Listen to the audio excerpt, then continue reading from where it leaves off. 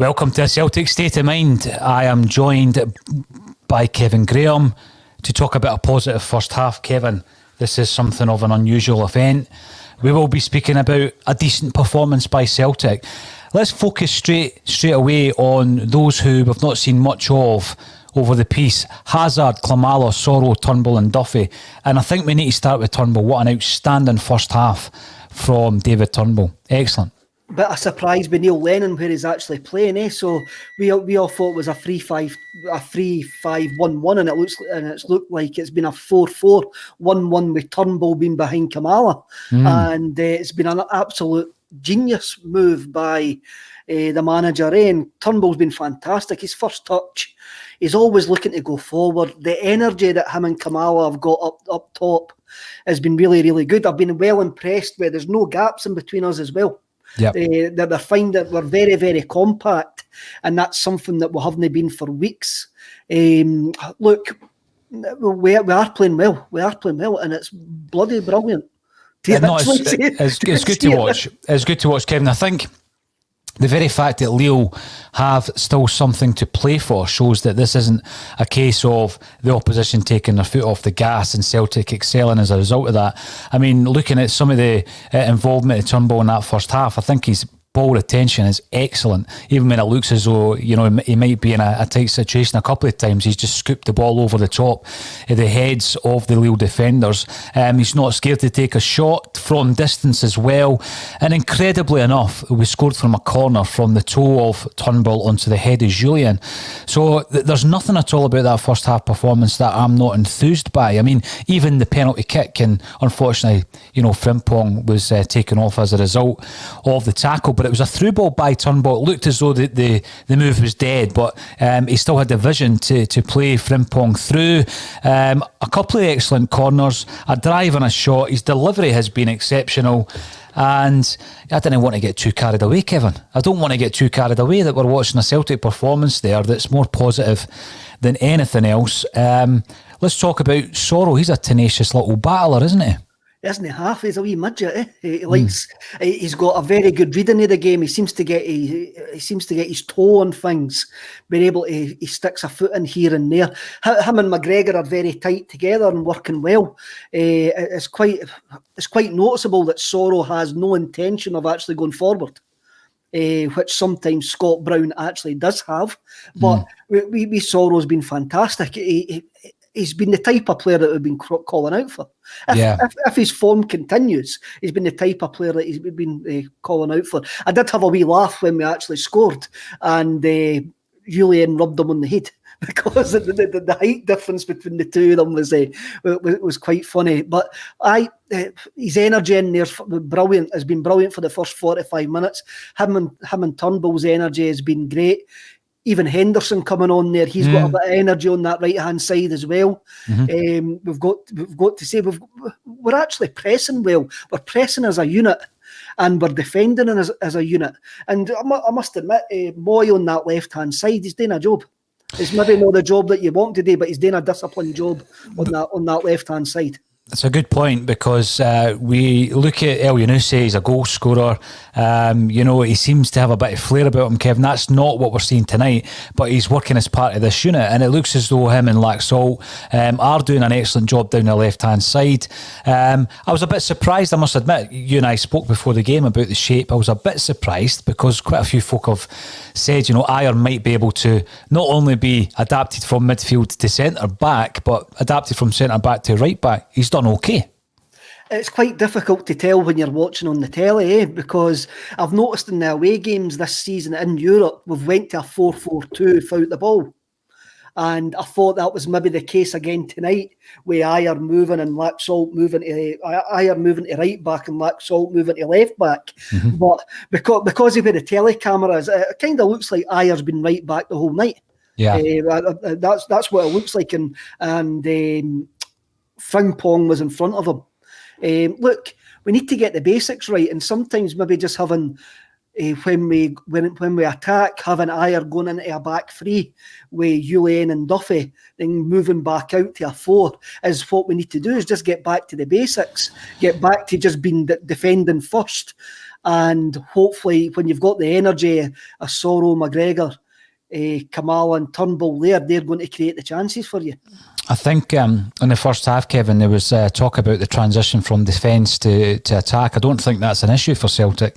And I think some of the stats, even in the Europa League, when you look at the fact that we're not having trouble scoring goals as such, but the transition from front to back has been an issue. But when you've got a player like Sorrow sitting in there, just sweeping up anything in his path, that is a godsend. I mean, Callum McGregor, I must admit, when we threw away that first goal lead, there was just that dreaded feeling of, no, here we go again. And you're looking at McGregor thinking, he's captain in the side. He's not the best season, but you don't forget everything he has done over the last few years. I was delighted when he was determined to take the ball for the penalty. But I've got to say, I've been watching the Kennedy and Lennon dynamic all season, and I gave them a really good slagging off the other day, but they actually looked as though they were talking and having a wee bit of a laugh there.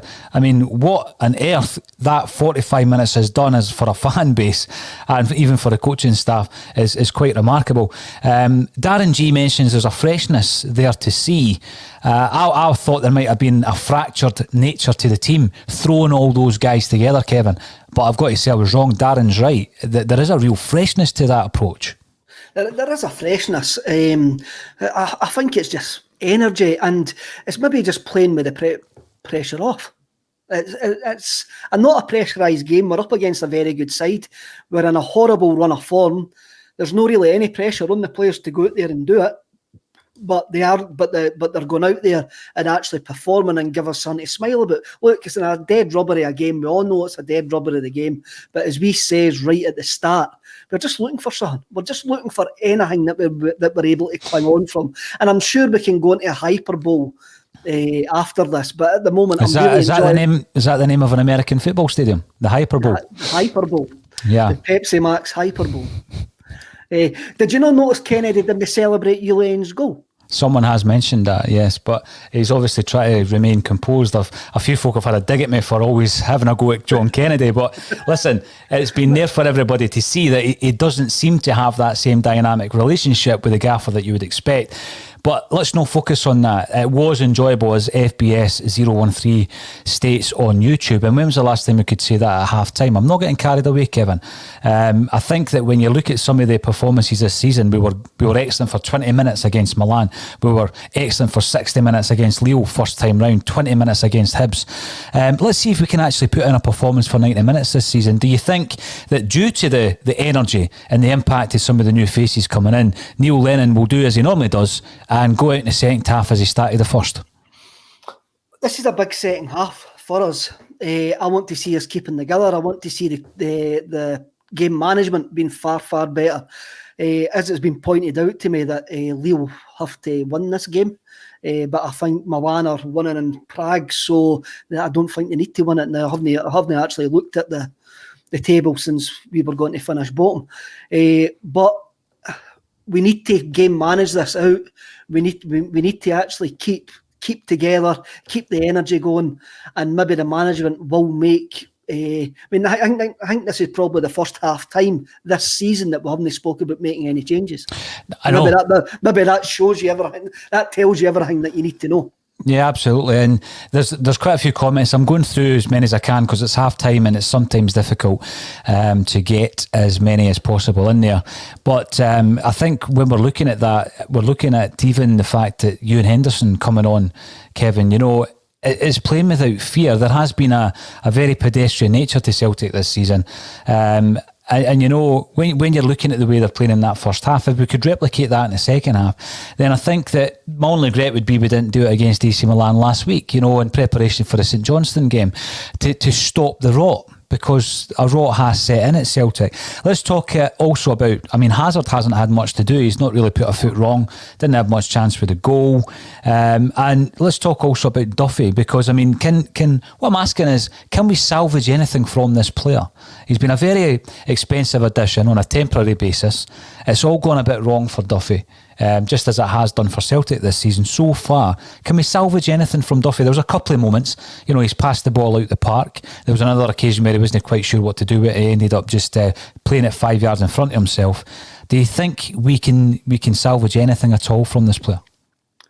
I says after the Lille the game last week in Milan, there is a team here. There is a team in that squad. And I think it's all about just getting confidence back. And that's up to the coaching staff to get it. That's up to the coaching staff to get that confidence back. We've had a really, really good 45 minutes. Duffy's here for the season. He didn't get that many caps for the Republic of Ireland with being a bad player. I've called him a fridge, and appliances online can take him away in that. But I know there's a player there. I know he's been getting left exposed. The team hasn't been defending as a team. If we get that unit in front of him sorted out and then he leave him exposed, then there is hope for him. There definitely is hope for him. And maybe Sorrow sitting in front of him is what he needs. He just needs somebody there. Well, the thing is, they've been exposed, Kevin. I mean, yes, we look at the obvious. We look at the fact that Jullien can't defend a simple through ball by a cross field ball by Stevie May at the weekend. We look at that, but what led to that? That if you take it a stage further back, what led to Stevie May getting that break? And I think that they have been exposed all season. Sorrow for me looks like a real find. The big question will be: do we continue in place? I don't expect us to start with the same lineup at the weekend. I really don't. But do we continue with guys like Sorrow and like Turnbull? Because for me, of all the names we've mentioned, they're the two that are really standing out. Klimala is going to give you a shift. He always is going to give you a shift. Is he as effective as Griffiths, Ayeti or Eduard? He's done enough in that first half to start the second, I would suggest. Maybe not to start against Kilmarnock. But I think Sorrow and Turnbull are going to be staking a claim for the weekend for a starting berth. What we need to see and what the coaching staff need to see is these players can contribute. These players can come in and contribute to this season and next season, because we are looking to the future here, because there is guys there that are going to be there next season, and there's other players on that part that are not going to be there next season. So what we are actually looking for is the players to come in and show us enough that they can do a job for us long term. Mm-hmm. And on that first 45 minutes, you're going, well, it looks like Turnbull can, it looks like Sorrow can. Based on that 45 minutes, Kamala's done what he usually does. He's came in and he's actually gave us a shift. Mm-hmm. And he's had some good hold-up play. He's brung in other players quite well, but you still want him to get that goal. He's a striker. We need him to actually get that goal. We need him to look.